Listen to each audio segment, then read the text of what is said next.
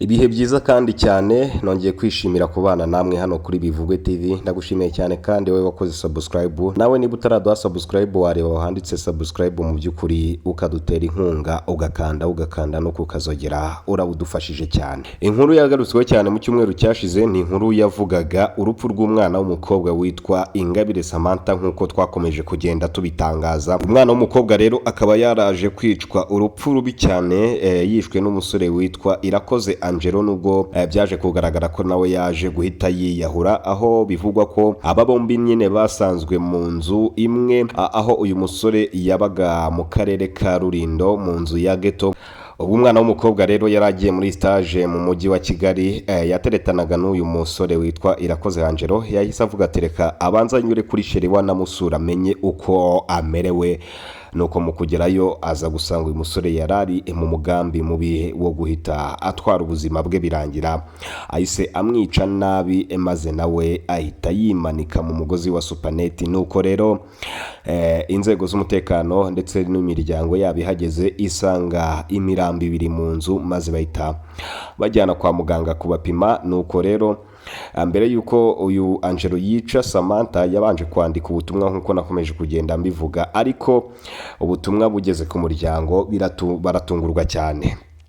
Inkuru rero yababaje abantu benshi, mu by'ukuri ni inkuru yagarutsweho cyane mu cyumweru cyashize, nubwo benshi bagiye bayibara mu buryo butandukanye, mu buryo buyishakiye, ariko mu by'ukuri igihari ni uko Samantha yishwe urupfu rubi cyane ubwo uyu musore mugenzi we yaramuhamagaye mu by'ukuri kugira ngo amusure, maze Samantha ajya kumusura n'umutima mwiza rwose.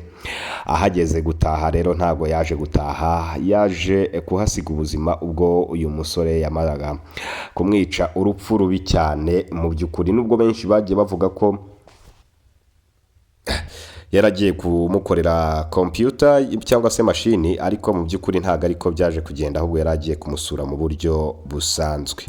Nagahinda gakomeye cyane ku muryango, nagahinda gakomeye cyane ku gihugu mu by'ukuri, nubwo benshi bakomeje kunenga cyane uyu musore bitewe n'icyemezo kitari cyiza yafashe cyo kwambura ubuzima umwana w'umukobwa. Ibi rero byose bikimara kuba, polisi ndetse n'izindi nzego zibishinzwe bahise batangira iperereza kugira ngo hamenyekane cyateye uyu Irakoze Angelo kwambura ubuzima uyu mukobwa, ndetse nawe bikaza kurangira yiyishe. Nubwo benshi bakomeje kuvuga ko umuntu umwe atabasha kwica umuntu, atahubwo hari abandi baba babiri inyuma, uti inzego z'umutekano zikomeze zikore iperereza hamenyekane mu by'ukuri amakuru ya nyayo, ndetse na gihamya ku byaba byarateye impfu z'aba bombi mu by'ukuri. Ayo rero akaba ari amakuru yari amaze iminsi acicikana ku mbuga nkoranyambaga, niyo makuru yari amaze iminsi acicikana mu cyumweru cyashize, kandi n'ubu ngubu urupfu rw'umwana w'umukobwa rukaba rwarakomeje kubabaza abantu batari bake mu by'ukuri hano mu gihugu cy'u Rwanda ndetse n'ahandi. Bakomeje kugenda babona uru rupfu rw'umwana w'umukobwa bita Irakoze,